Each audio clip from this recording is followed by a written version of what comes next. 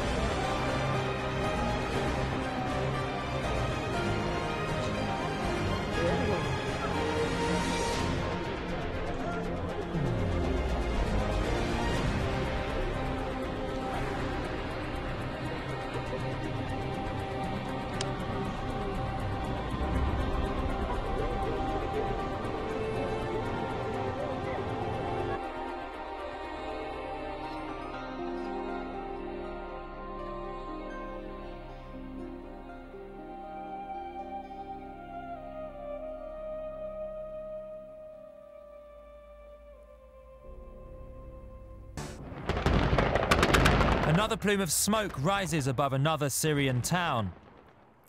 It is a sight that has become all too familiar to ordinary civilians, their lives torn apart by civil war. This time it was the town of Ras Al Ain, near the border of Turkey. Government warplanes dropped bombs among houses, sending villagers scurrying through the flimsy barbed wire fence that divides their town to the Turkish village of Ceylan Pinar.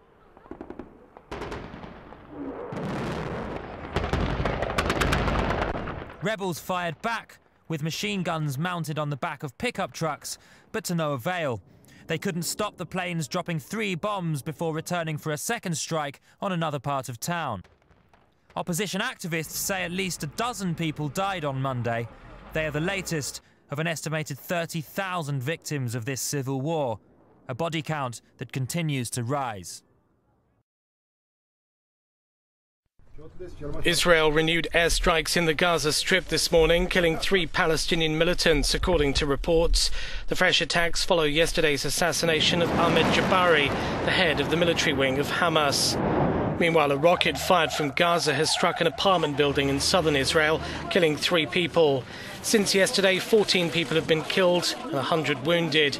Israel says it's launched more than 80 rockets as waves of missiles continue to be fired from Gaza.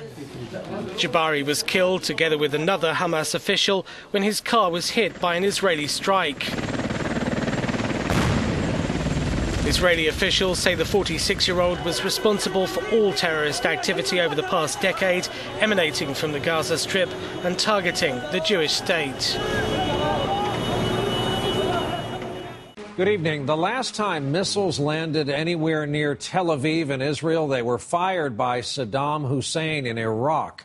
Tonight it has happened again. The Israeli prime minister was hustled into a bomb shelter, and that is how real this conflict has become between Israel and the Palestinians in Gaza. This could spiral into a full ground war very quickly.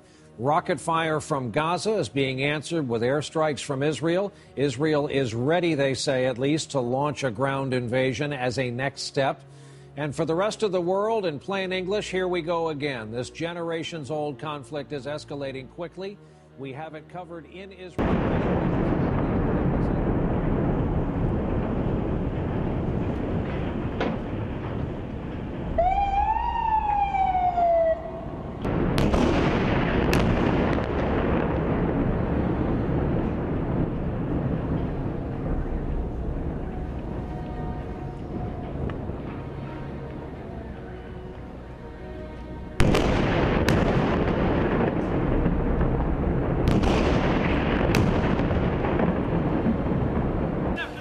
Violence has broken out on the streets of southern Europe during huge anti-austerity protests.